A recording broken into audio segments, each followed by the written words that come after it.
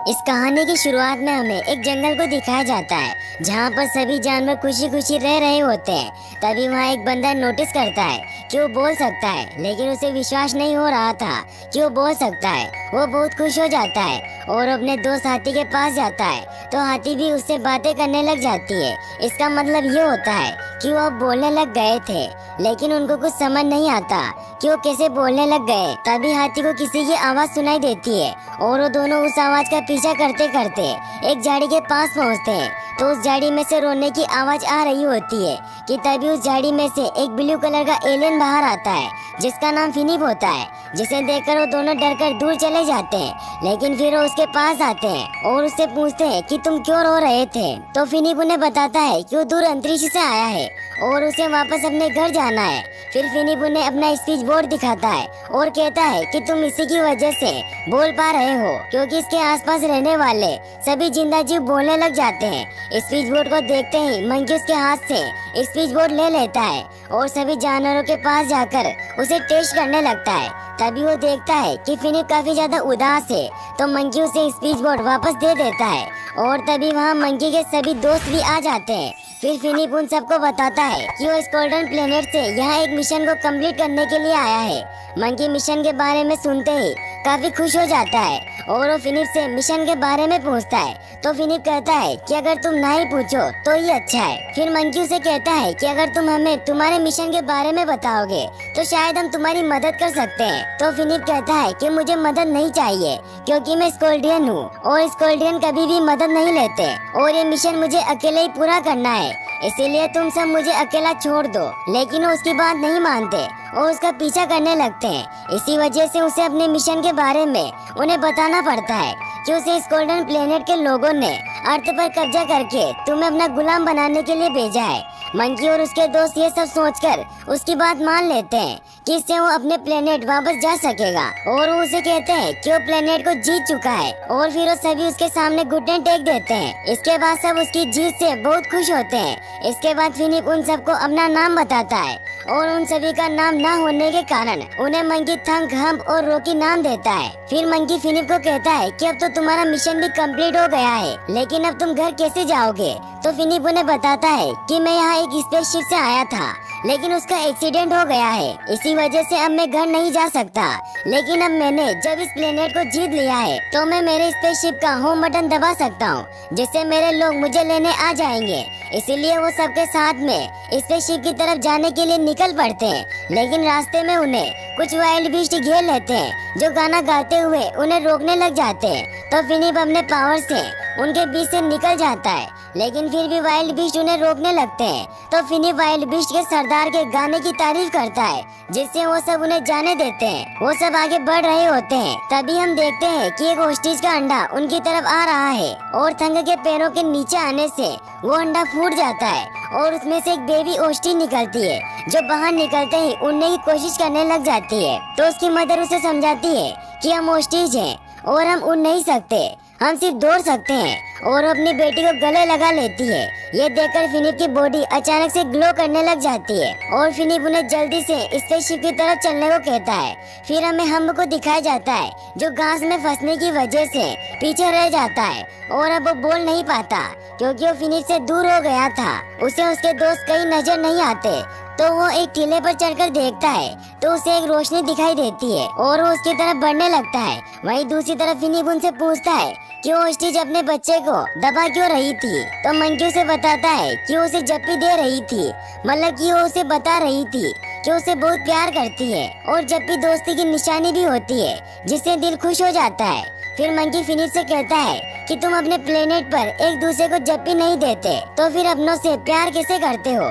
तो फिनिप कहता है कि हमारे प्लेनेट पर ऐसा नहीं होता, हमारे प्लेनेट पर लोग उसे ही चाहते हैं जो प्लेनेट जीतता है, और जो जितने ज्यादा प्लेनेट जीतता है उसे उतनी ज्यादा इज्जत मिलती है। और इस प्लेनेट के अलावा मैंने आज तक कोई प्लेनेट नहीं जीता। और ये कहते ही वो काफी दुखी हो जाता है और उन सबको अपने पास से जाने को कहता है। वहीं दूसरी तरफ हम्प जब उस चमकीली चीज के पास जाता है तो उसकी आवाज वापस आ जाती है और वो चमकीली चीज और कोई नहीं बल्कि फिनिप का स्पेसशिप होता है। और जब वो उसके पास जाता है तो उसे इस गोल्डन प्लेनेट के लीडर का प्रोजेक्शन दिखाई देता है, जो कहता है कि जैसे ही फिनिप उस प्लेनेट को जीतेगा तो वहाँ के प्राणियों को ले जाएंगे। ये सुनकर हम अपने दोस्तों को इसके बारे में बताने के लिए भागने लगता है।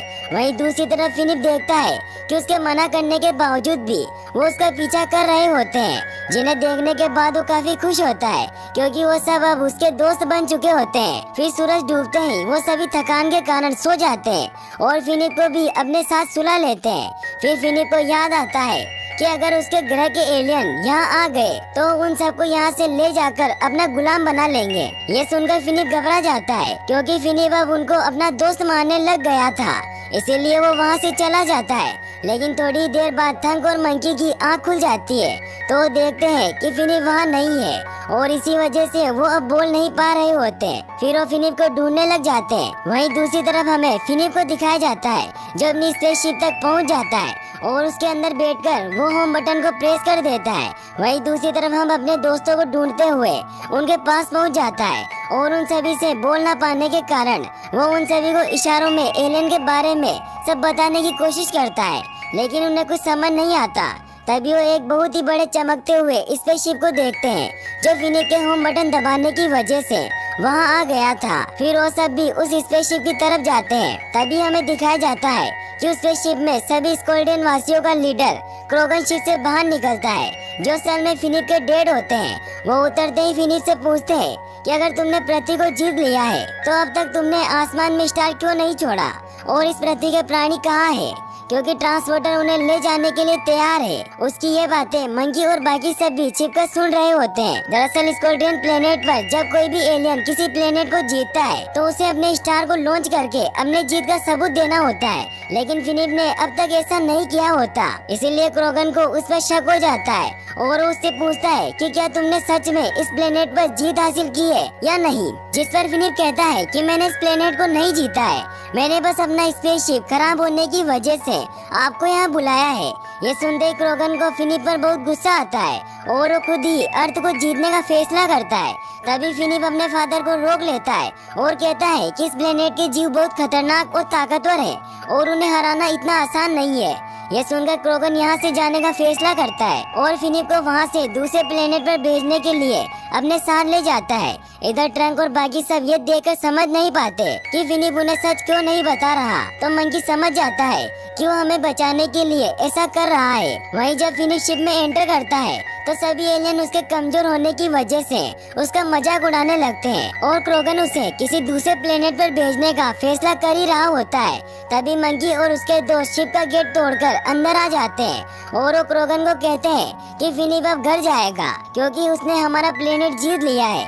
ये सुनकर फिनिप अपने फादर को सच बता देता है कि मैंने इस प्लेनेट को जीत तो लिया है, लेकिन मैं अपने दोस्तों को कैद नहीं होने दूंगा, इन्हें आजाद कर दूंगा।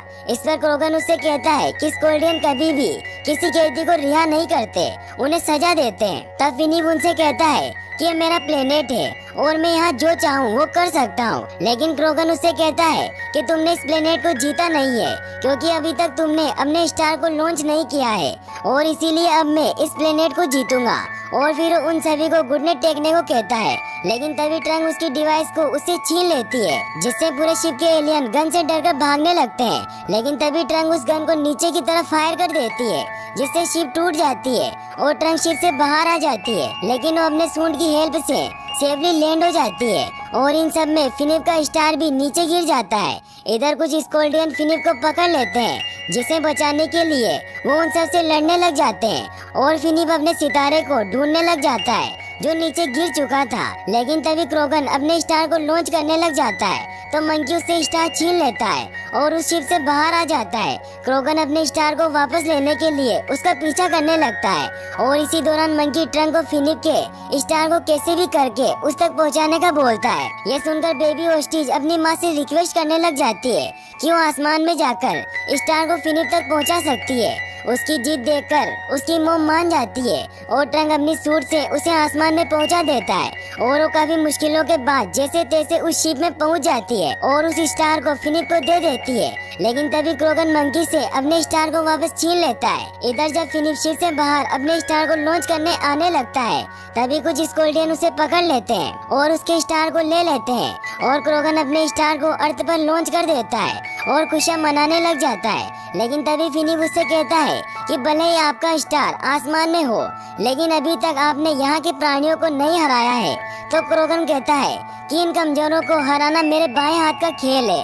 तो फिनिप उनसे कहता है कि सोना आपकी गलत फहमी है क्योंकि इनके पास एक खुफिया हथियार है जो बहुत ही ताकतवर है और इतना ताकतवर हथियार मैंने आज तक नहीं देखा।